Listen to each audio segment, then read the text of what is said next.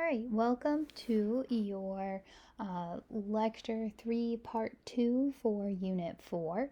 We're going to go through 3 sections today, and we'll begin right where we left off last time. But I want to start with a look at your schedule for this week.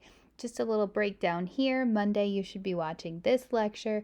Tuesday, you should be going through the readings. Remember, those that are listed with the letter and the number are for ushistory.org. That is linked to Teams. And then the last 2 years of crisis and the embargo of 1807, those are PDFs that are listed in Teams in your folder in the Files section under Unit 4. Wednesday, we have our Zoom class online. Thursday, you'll be doing a reading evaluation of Washington's farewell address. And then on Friday, notice that you have a work day. Your paper 3 for Unit 4 is not due until next Friday, but the questions are already posted in Teams, so you can take a look at it, start to pick out your question. You can start preparing your argument, kind of outlining your paper. You can be asking questions, and that'll give you some extra time to work on it. Just know that that's due next Friday, not this Friday. The only 2 assignments that you have due this week are your Journal 8 and your evaluation of Washington's farewell address. All right, let's get to it. Let's pick up with the voters. So we last time talked about the compromises that were made to the Constitution and started talking about the critical period of the nation where we're coming off of the Revolution. We had the Articles of Confederation. We quickly found that those articles were not going to work. And now we're coming up with a new form of government. And important to that new form of government and getting that form to pass was to find a way to include the vote of the people, to figure out how to incorporate the white landowning men, their voices into the government, because that is something that we fought heavily against in the revolution, was that our voices were not heard. So how are we going to address the voters? Well, first of all, we're going to take a census. The word census is a fancy word of saying count. We are going to count the total population every 10 years. These totals have to be presented to the president within 9 months of the count so that he can see that, or they can see the change in population in different areas across the country. In 2020, we just had a count of the population. Maybe if you didn't fill out your census, you saw somebody coming and knocking at your house to get you to fill out that census. They want to know information about every household, how many people live there, ethnicity. They want to know age range of the people within the house. But what is the point of all of this? Why do we have to take account? We have to take account of the population to determine the number of U.S. representatives in Congress. So the census is taken every 10 years, and the result of that count, that census, is what we call reapportionment. This is a change in representation based on population. Every state in the House of Representatives is guaranteed at least 1 seat, but based on the changes to population, that number of seats that they hold may go up, it may go down, but they cannot have less than 1. And what's interesting is you can see on the map there, it is a projected change in the number of representatives by state from 2010 to 2020. The gray areas are the ones that you're going to see no change. The orange are projected losses, and the blue is the projected gains. So what does that mean? Well, the method of reapportionment, man, that's a tough word to say. It looks at a formula that takes the state population and divides it by the mean number of that state's current number of the House and the next seat. So they look at what is the number of people in the population, what's the number of current seats in the House, and what would the next number be. And the formula takes the remainders among the states and allocates them in such a way as to provide the smallest difference between any pair of states in a district and in the number of people assigned to each representative. So they're trying to make sure that the number of representatives matches the number of people within each district, within each state. Um, so what happens if we add more representatives or we see a change in population? Well, we may see what's called redistricting. Redistricting draws the boundaries within each state for voting and representation after reapportionment has taken place. So after the census is counted, after we reapportion the number of representatives for each state, we may see redistricting. The drawing of the lines of the districts within each state may change. Now, some issues come up with redistricting, and one of these issues is gerrymandering. Gerrymandering is when a state is when states are permitted to draw district lines in a way that would favor one political party over another. That happens because in some states, political party members are allowed to participate in the redrawing of these districts in the redistricting process. Those drawings, the lines would do so in a way that ensures that more voters of their party would be in a district, which takes away the chances of any competing party to arise. So whichever political party could redraw the lines of their district for the House of Representatives in such a way that more voters of their political party exist within that district so that they would never lose that district. To avoid this, some states do not allow state officials to participate in the redrawing of lines. But even if that's the case, even if politicians are not involved, there's a vote that needs to happen to approve the redrawing process, still leaving those people in the same control. So gerrymandering is a way to kind of rig the vote, unnecessarily rig the vote for a political party to stay in power within a district for many years to come. All right, when we look at the different sides to the ratification of the Constitution, there are going to be two sides. One, we have the Federalists. The Federalists are going to be supporters of the Constitution. They will believe that a strong central government would lead to an abuse of power, but they're going to say that the government that they have created under the Constitution will not abuse these powers. They are very aware of the issues that were caused under the Articles where there was a weak central government, and their goal is to defend the gains made by the revolution. They want a government that will support the people. They want a government that will protect the nation and protect the reasons that we founded this nation. Some of the celebrities that we associate with the Federalists are going to be Ben Franklin, George Washington, Jefferson, Madison, who is also known as the father of the Constitution, so of course he's going to support that, Hamilton. When we look at this group of people, they are going to be well organized and well funded. They are going to use the printed word to get their message out to the people, to gain support, to pass the Constitution. They are going to write what's called the Federalist Papers. You guys read a few of these in the very beginning of this year.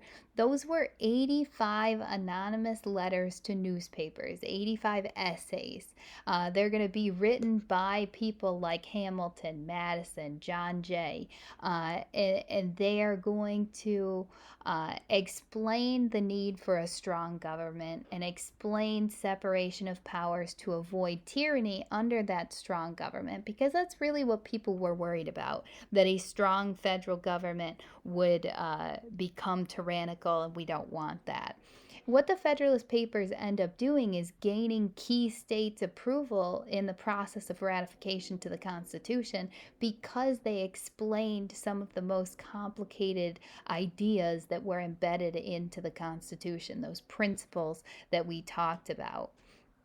And the major one is separation of powers. So when we look at separation of powers, it's going to come from the Enlightenment thinker Montesquieu. This idea that we should divide power among the branches of government to avoid one becoming excessively powerful. Our three branches, as we went over, are the legislative, and we have the executive, and we have the judicial. This idea of separation of powers, paired with the idea of checks and balances, which are explained ad nauseum in the Federalist Paper, are going to be the ideals that helped voters feel better about accepting the Constitution.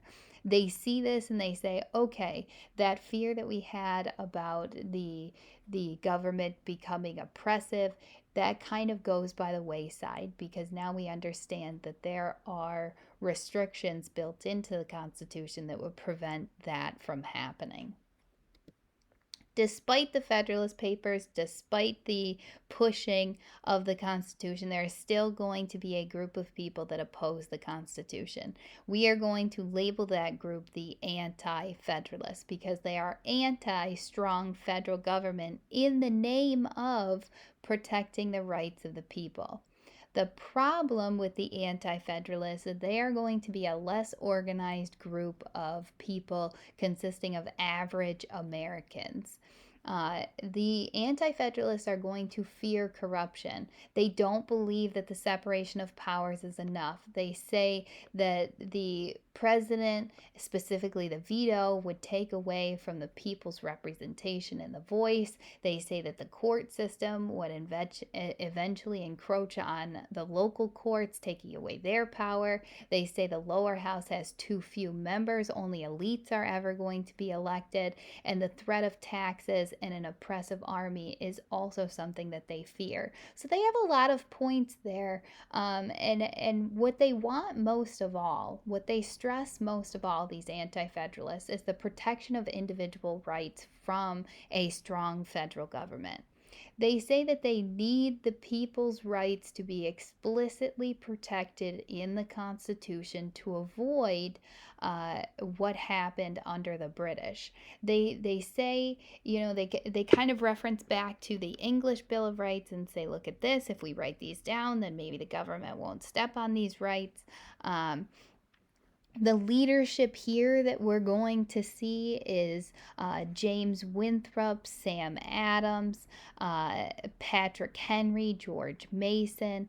And at the end of the day, what they demand before ratification of the Constitution is a Bill of Rights. So it's not that they hate the idea, the construct of the government under the Constitution. They just want protections embedded into it in order to protect the people from a potentially oppressive government that they had just fought an entire war to get away from.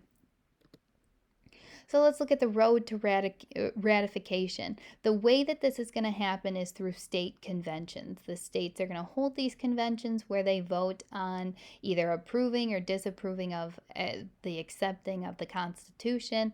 Right off the bat, we're going to have 5 states vote yes. We're going to have Delaware, New Jersey, Georgia, Pennsylvania, and Connecticut. And the rest of the states are going to kind of fall in line afterwards. There is going to be victory in the defeat of the anti-federalists, because obviously we know the end to this story, that the Constitution is passed, so we know the anti-federalists don't win.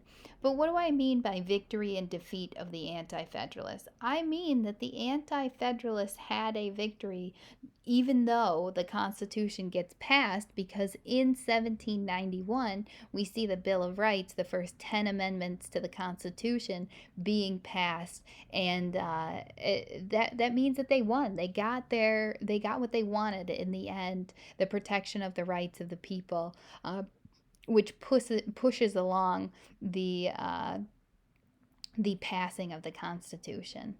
Some of the reasons that immediately we see states approving the Constitution are largely in part a little bit selfish, because some of the states that vote right off the bat to pass are going to stand to benefit from the limitation of power of the large states.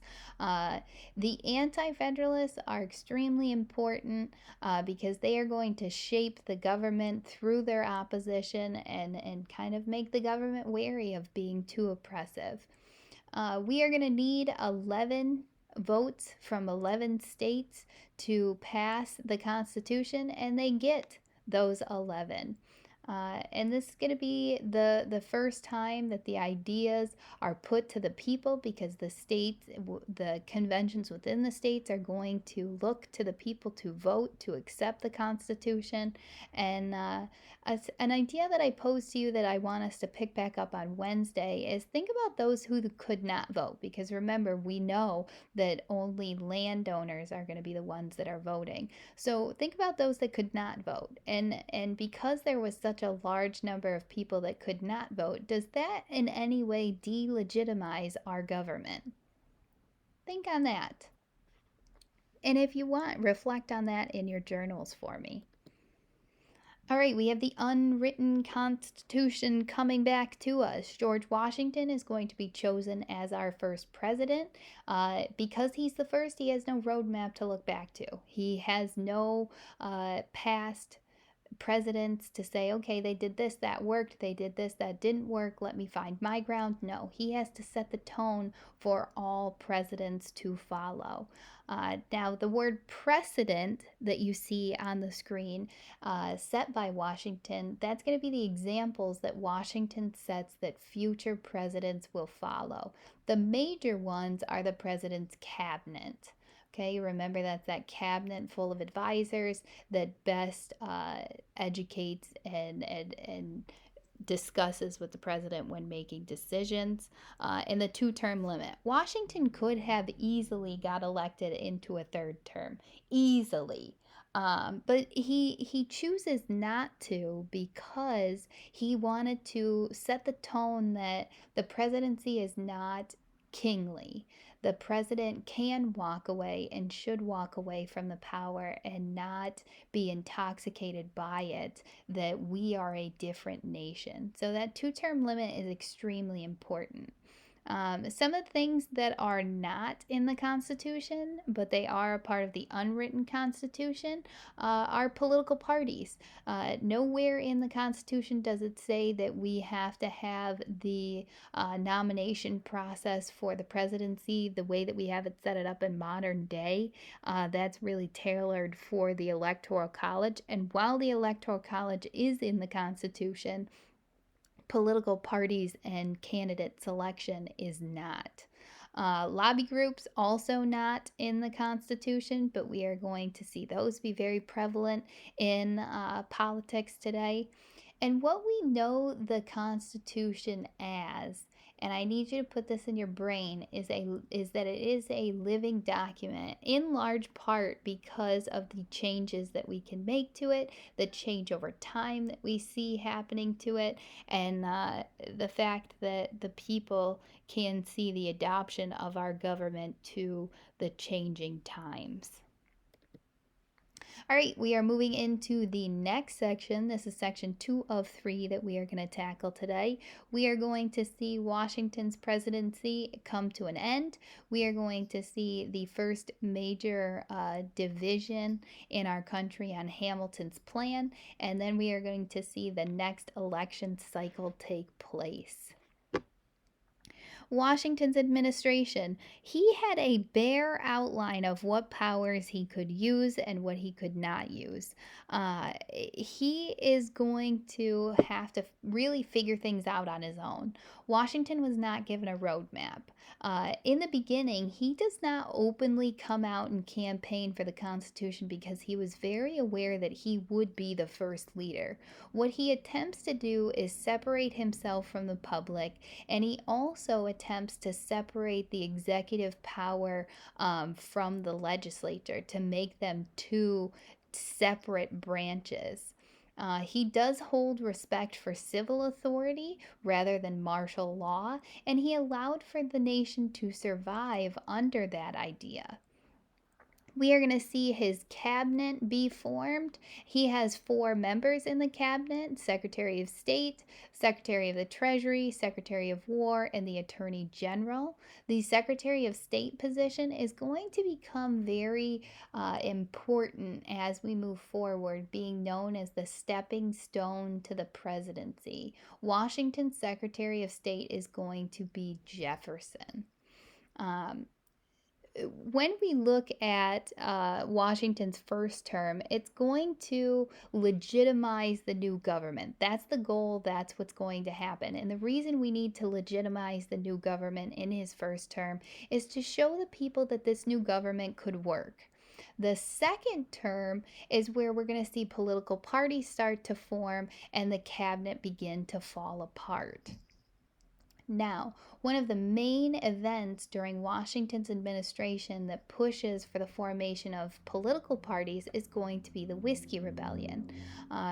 There is going to be a new tax that's goal was to increase federal revenue, but it causes a rebellion because the tensions created in the people feeling like there is this faraway government that's controlling them, that's trying to take their money, making them remember the oppressive leadership under the British. Because remember, these people, they still remember the revolution. It was like yesterday, literally yesterday to them. So they don't want high taxes from the government. You're going to see people meeting during this time to oppose the tax. They are going to use intimidation of tax collectors. Again, like we saw during Shays' Rebellion, they're going to use tactics like tar and feathering the tax collectors. And Washington's going to see this rebellion brewing, and he's going to see it gaining strength because people don't like taxes.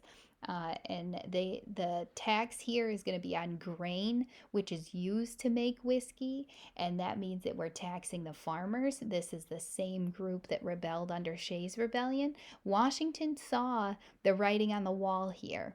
He is going to declare the actions of those pushing back against this tax as unlawful. He will send out 13,000 troops under the leadership of Hamilton to quickly put down the protests. This is important because it's a symbol of strength in the new government, and it is always talked about in comparison to Shays' Rebellion, because now we see that the government can function, it can put down rebellion among the people, and it is strong. So the use of the central government here to put down this rebellion illustrates the strength of the new government as opposed to the weaknesses of the articles under Shays' Rebellion. Now, on the issue of slavery, this is incredibly interesting. Privately, Washington, as president, is going to let up on the brutality of his own slaves at his property in Mount Vernon. And he even, on his deathbed, is going to support the emancipation of his own personal slaves. He openly knew that he could not bring up these ideas in the public because it would divide the nation at a time where we could not have a division in the new republic. But what I want you to think about is if Washington had these ideas on emancipation, on the brutality of slavery, could Washington have set forth measures to prevent a civil war if he had spoken out on the issue of slavery in his administration? Something else that I want to talk about on Wednesday, but I want to plant the seeds of the ideas right now. In Washington's farewell address, he's going to address the idea of national unity. He says that there's going to be two potential threats to that unity. One will be internal and one will be external. The internal threat is going to be political parties. He says those are going to divide the nation. We cannot have that happening. We need to stick together. And the external force that would push us to divide is foreign affairs, specifically aligning ourselves with other nations that could potentially drag us into conflicts that we are not ready to be in. So he's going to stress staying out of what he calls entangling alliances, and you'll see those ideas expanded on in your reading of Washington's farewell address this week. Issues that we are going to face under the beginning of the nation are first and foremost the finances. There is absolute chaos when it comes to what the nation's finances look like because of the Revolutionary War. Remember, we always say war is expensive, and the Revolutionary War was no exception there. When the Constitution is adopted, we're going to be $52 million in debt. Now, I don't know exactly what that number is in today's money, but it is an extreme amount. Now, when the states have control over their debts and the money supply under the Articles of Confederation, you're going to see states printing too much money, causing inflation, not being able to back it with gold and silver, and you're going to see the state's debts increasing because there was no real control or monitoring from the federal government. And Washington is going to put Hamilton, his Secretary of the Treasury, in charge of taking care of the national debt. Now, Hamilton's going to come up with a series of plans to try to bring down the national debt as the Secretary of the Treasury. And the first thing that he comes up with is to create a national bank of the United States. This national bank would take care of monitoring federal spending, monitoring state spending, monitoring the state banks, which would take care of loans coming out of the banks, who would get a loan, how much they would get that loan for, if they were worthy of a loan. So it's really about regulating the money supply, the printing of money, the passing out of money at the federal and the state level in order to bring down the national debt. But people are going to look at this as an abuse of power. Where we get this idea from, though, is the British model that seemed to be working because they had created a stable currency, and that's exactly what we needed. What it was meant to do is make manufacturers self-sufficient. Um, we're looking at a way to pay for foreign goods when we really should be supporting American goods. The bank is going to be seen as benefiting the merchant class versus benefiting the southern agricultural economy. And that's where we're going to see this opposition within the country leading to political parties, because you're going to have a group of people that are of the merchant class that are going to look at the tariffs, the tax on imported goods that would be set under Hamilton's plan, supporting those merchants, supporting Hamilton.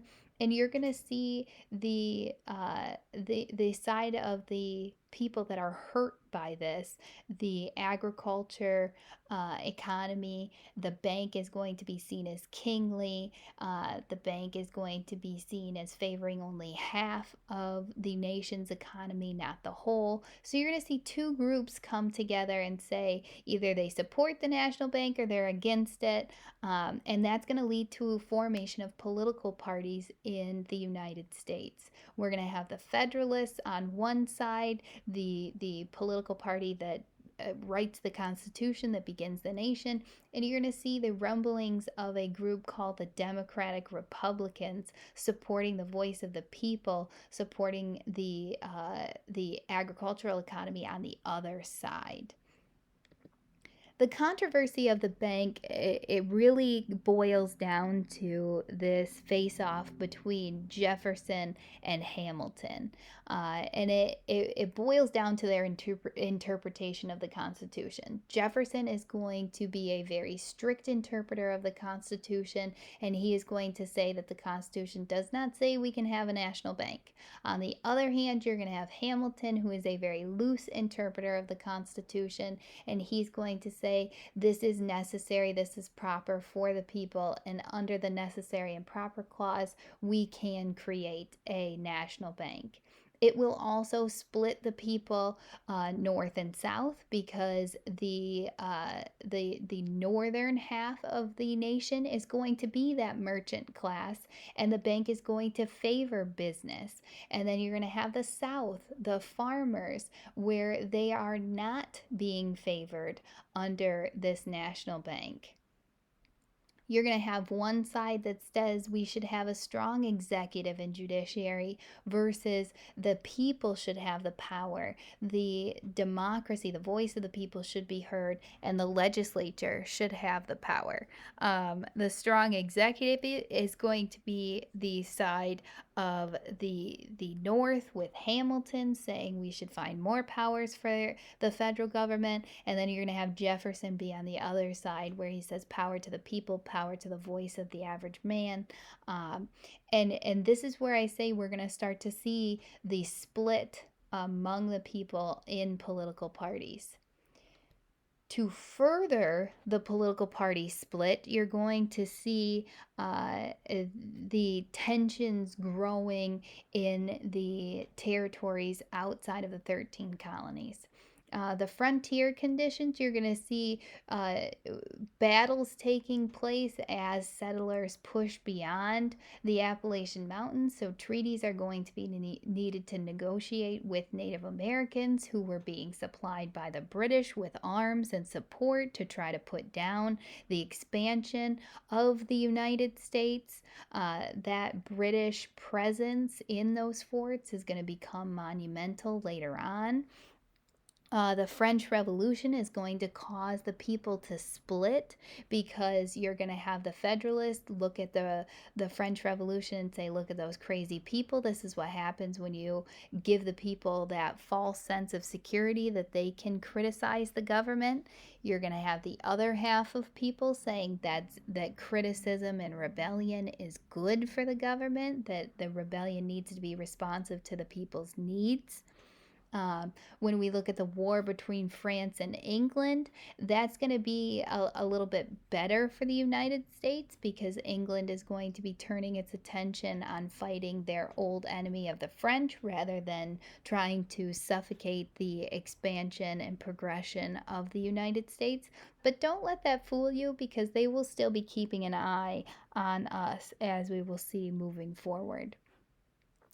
The Jay Treaty is going to supply some relief for these outward tensions, for these frontier conflicts with the Native Americans and the British. This is going to force a surrender of the northwestern posts that were still being held by the British.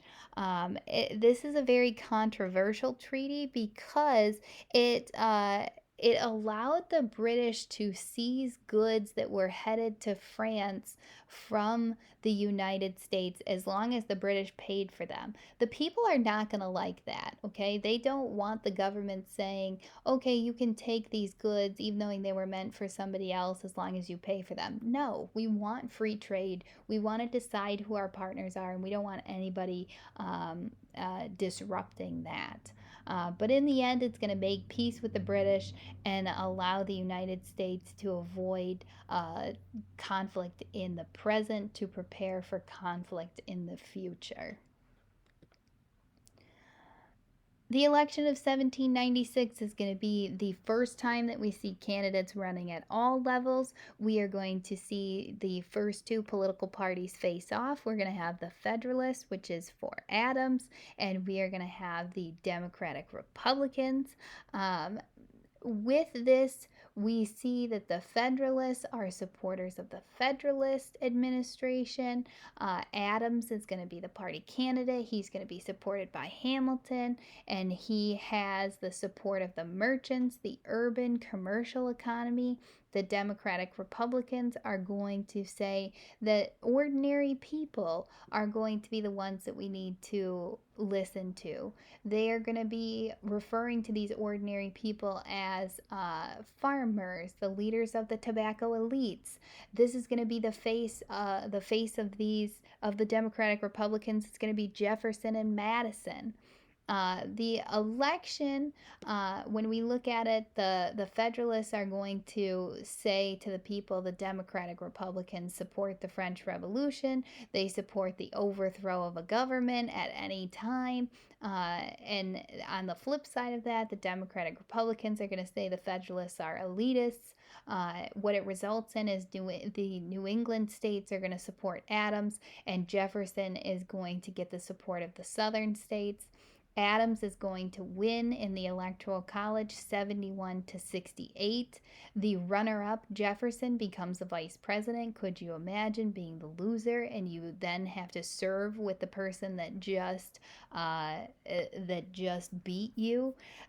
This election results in a mixed administration, meaning that we have one political party as president, which is the Federalist Adams, and we have one political party as the vice president, which is Jefferson.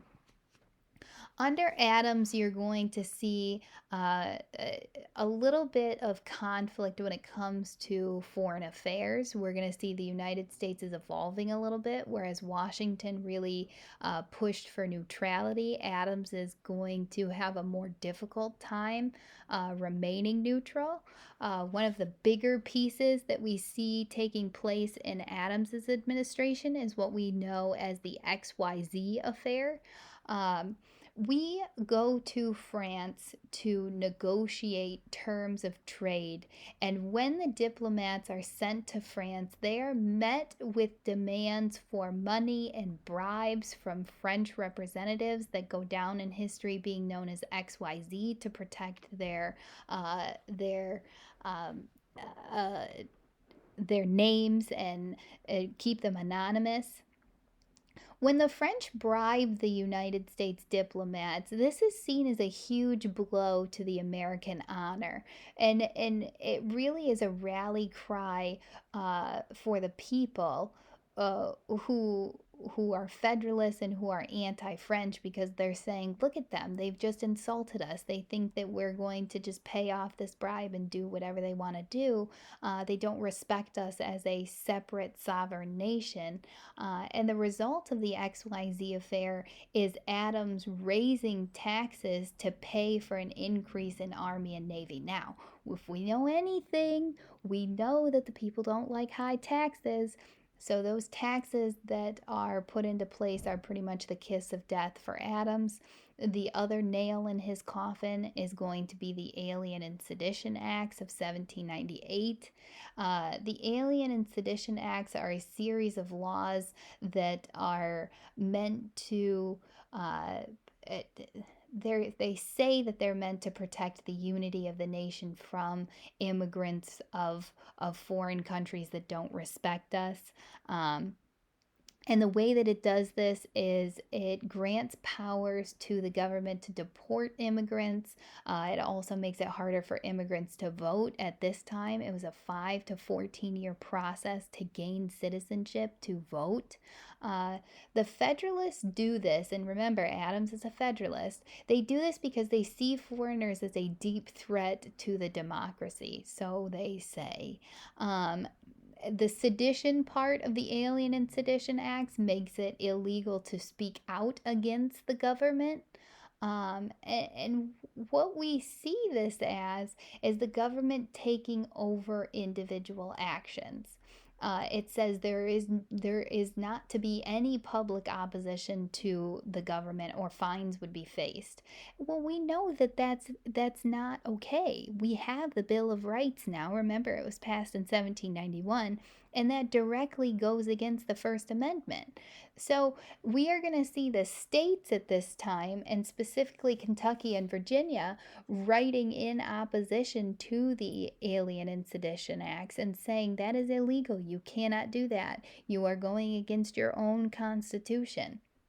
So the Kentucky and Virginia resolutions show the states taking the power of criticizing federal policy and, in a sense, pushing to declare federal policy unconstitutional because that power had not been given to anybody yet. I know what you're thinking, judicial review, the Supreme Court has that power, but they don't have that power yet because Marbury versus Madison hasn't happened.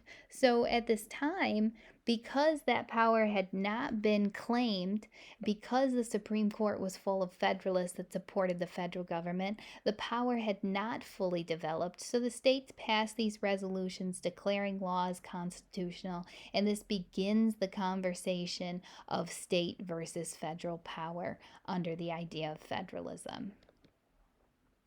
The Jeffersonian era.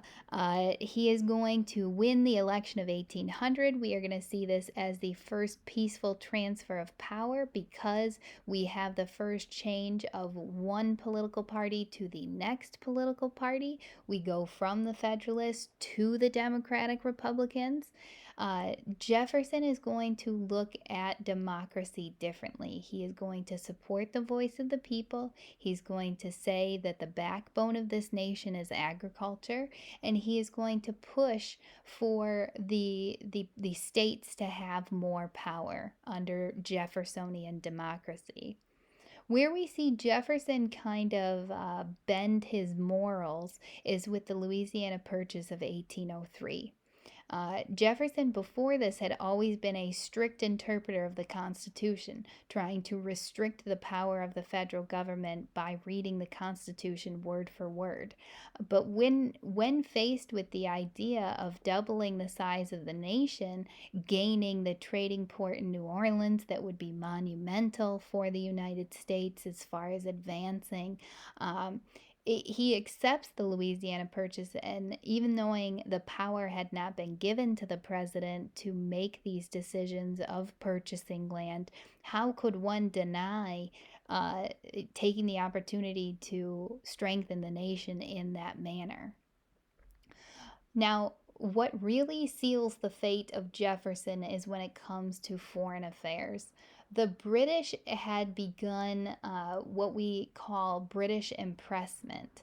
Impressment is the taking of ships and sailors, and at the time the British were still fighting against the French, and they needed more men in their navy, so they were taking our trading ships, taking the sailors on those ships, and forcing them to join the British Navy and fight against the French. Now, that is huge because a few reasons. One, the British didn't like that we were neutral. They assumed because we were their colonies at one point that we would just blindly support them in any conflict in the future. That is not how the United States works. We know that we can't get involved in this conflict on either side, the British or the French, because we don't have the power to fight for anybody with anybody right now. So instead, we try to stay neutral. Neutral means we're trading with both sides. The British see that as an insult, so they begin British impressment, taking our ships that were meant for the French, taking our sailors and forcing them to fight against the French. And Jefferson's solution to this is an embargo. Now, under an embargo, we do not have ships leaving the ports. We try to keep the ports closed. That means no trading. That means no ships could be taken. Now, while that theory sounds good, if we aren't trading, we aren't making money. And what do people not like? They don't like not making money. So when Jefferson passes the embargo, even knowing it was with the best intentions, the embargo seals his fate, and he does not win re-election in 1808 as he had in 1804. We are now into our last and final section, and I promise I am going to make this as quick as possible because we are we are moving into a real long lecture here. The Marshall Court.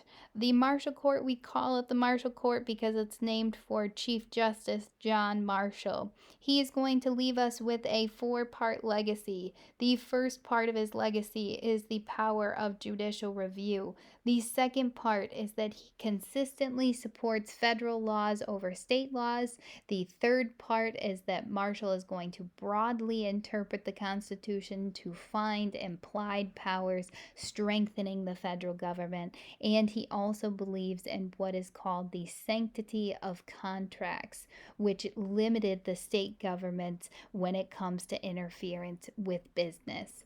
The main court cases that we need to look at are first Marbury versus Madison. Marbury versus Madison begins when Adams attempts to appoint many judges into their judgeship as he is on his way out because he wanted to stack the deck of federal judges with Federalists. One such Federalist judge was Marbury, who was set to be a justice for D.C., but the incoming Secretary of State Madison refused to deliver the papers to Marbury, giving him that seat. Marshall is going to deny the appointment, saying that he has no dog in this fight. While Marshall is going to be a Federalist, that move of denying the appointment satisfies the Democratic Republicans. But what he does here is he declares the Judiciary Act of 1789, which had been passed by Congress to set up the court system. He says that that is unconstitutional. By doing this, he claims the power of judicial review for the Supreme Court, which is huge.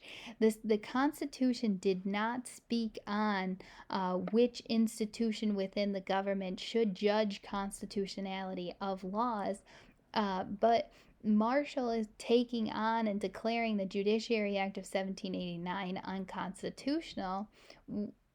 It sets the precedent for the future that clearly the Supreme Court is going to have this power of the question of constitutionality.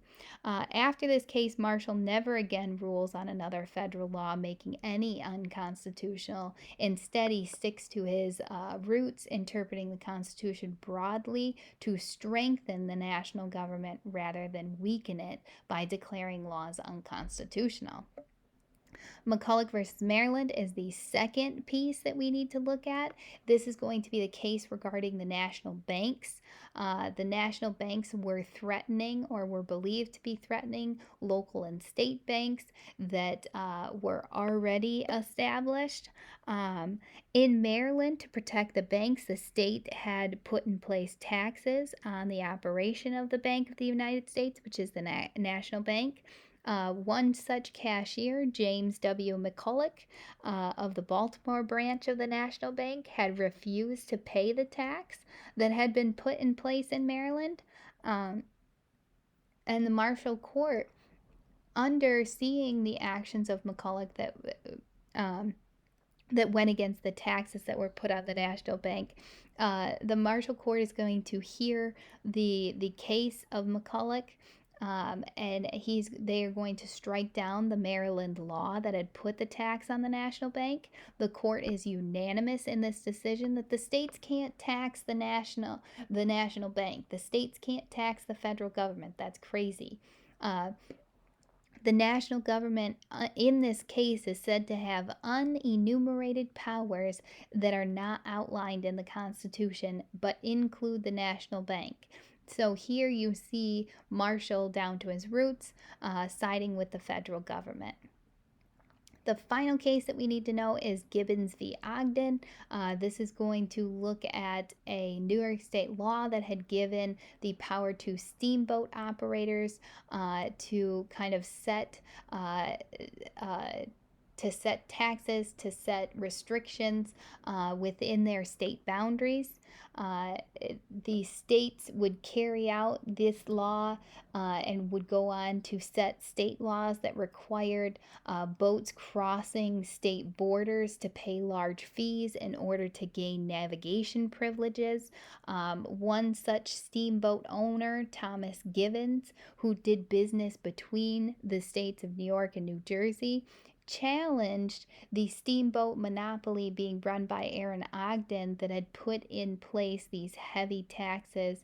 Um, Marshall is going to look at the case and he is going to reject the monopoly that had been granted to Ogden in the state of New York. He says that the monopoly threatens the business of steamboat operators that ran business between states, and because the businesses cross state lines, that commerce became interstate commerce, state to state, a power that belonged to the federal government that could not be controlled in state.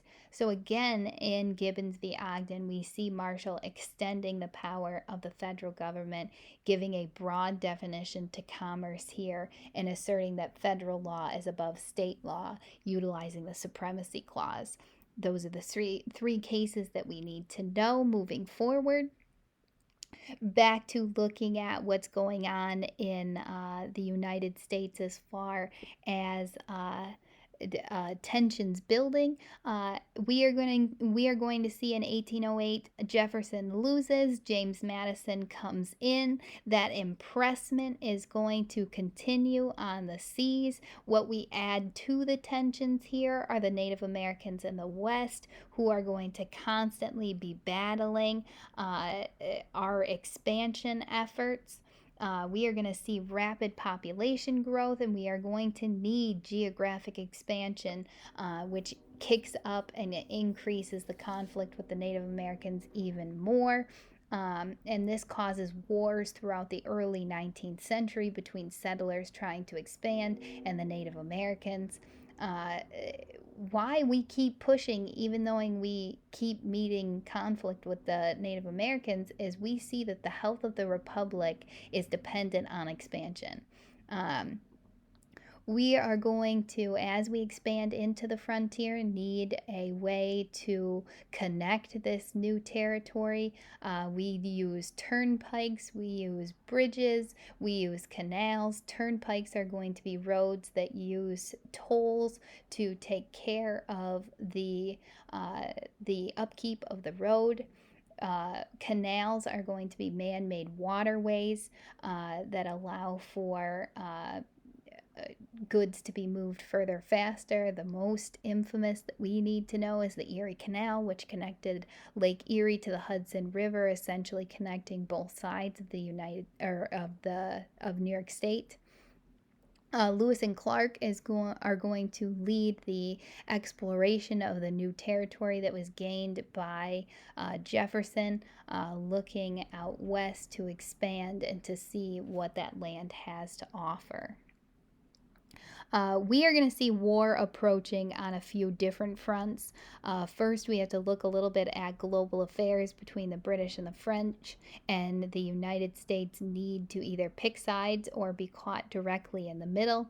You are going to have the war hawks, which are going to be led by Henry Clay in support of going to war with the British for their impressment, measures taken against us for the disrespect of our country, and that is going to be versus the Federalists, who say we should not go to war, and they are more so going to look at the benefits of the British that they have to offer rather than the protecting of our democracy. The idea of the entrance into the war is going to divide the nation. The British didn't want to withdraw from American territory in the Great Lakes region, even though they had promised to do so. The British are going to keep aiding the Native Americans. They are going to not sign favorable commercial agreements with the United States. Of course, British impressment is still taking place, and all of these ideas are going to just add up and add up and add up and push us towards the War of 1812. Um, this is going to be labeled as a Western War with Eastern labels, and it's also called the Second Revolutionary War because we are fighting against the British really to prove that they need to respect us as an independent nation. Now, all the while we are looking at the British and fighting against them, we are going to see the wars out west heating up. The Native Americans are going to align with the British, and that is just like a continuation of the Revolutionary War. One such conflict that we need to look at more so because it's entertaining than anything else is the battle at Prophetstown. Tecumseh of the Shawnee brothers is going to fight alongside his brother, who was known as the Prophet, to raise an Indian social movement that would combine traditional beliefs with the aspects of Christianity to call for what is known as a pan Indian resistance to American intruders. What we mean there is the potential to unite Native American tribes in the West against a common enemy of the settlers, under the idea that God would reward the Native Americans for uniting against the Americans. This is like our worst nightmare. If all of the Native Americans could unite together to fight against us, we would be in big doo doo. Um, the Western Confederacy of Native American Tribes do unite. They come together at the meeting spot of Prophetstown, which was a junction at Tippecanoe and Wabash Rivers. And this is where we see the Native American Alliance coming together. The United States is going to push for an attack there.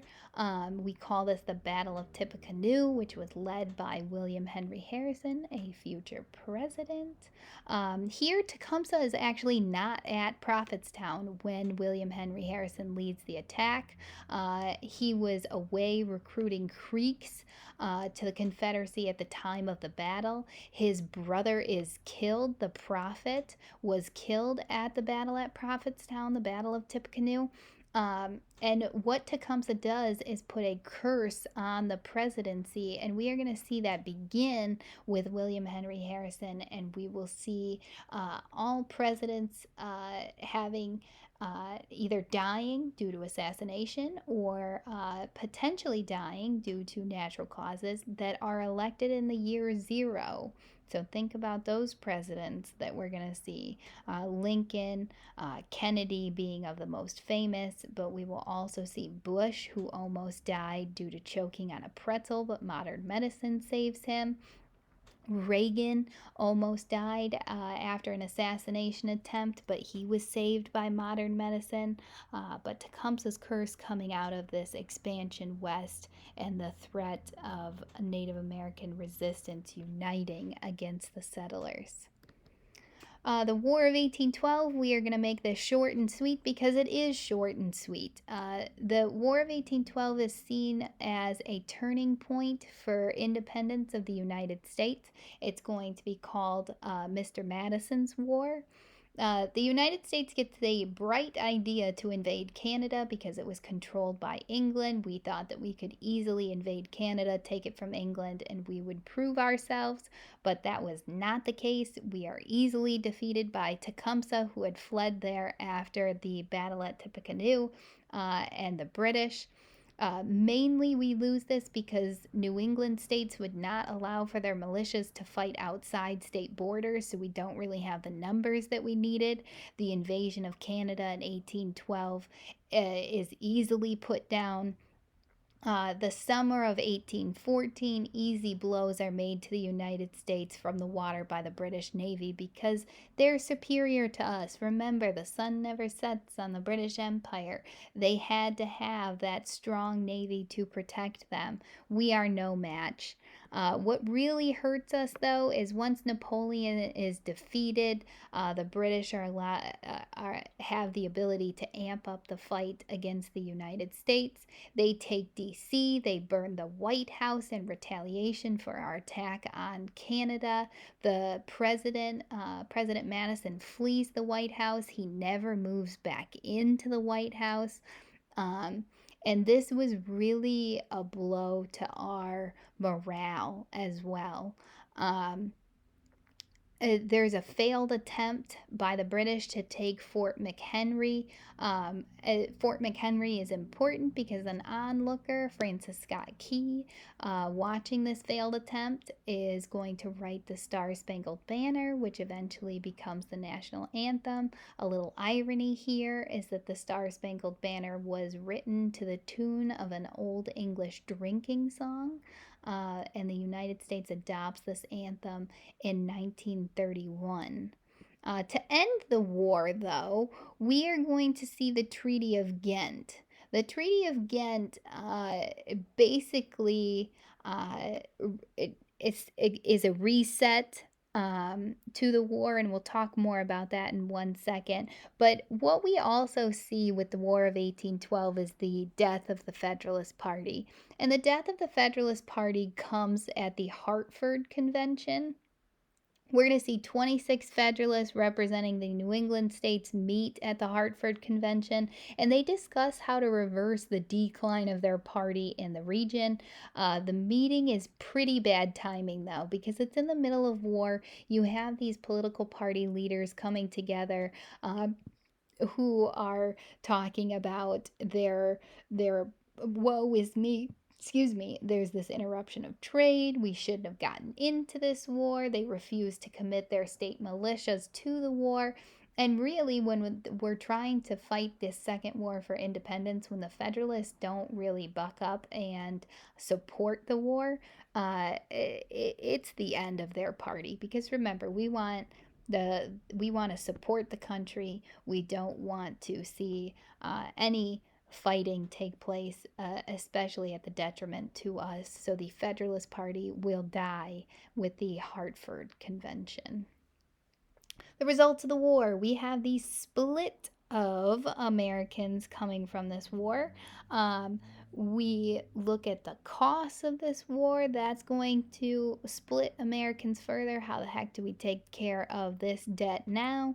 You're going to see a threat of secession from some of these states because there is going to be this massive part of the United States that doesn't support the war, the New England states, and it really threatens the unity of our nation. The British support is going to wane for the war, which leads us to the Treaty of Ghent. The Treaty of Ghent calls for mutual restoration, which is just a fancy way of saying we reestablish pre war boundaries. Nobody wins anything, which is as if the war never happened. The biggest piece of this war and the superstar that we see come out of this is Andrew Jackson at the Battle of New Orleans.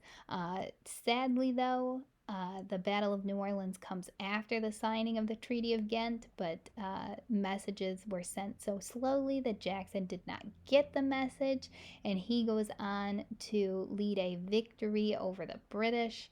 There are 700 British deaths in comparison to 13 United States deaths at the Battle of New Orleans.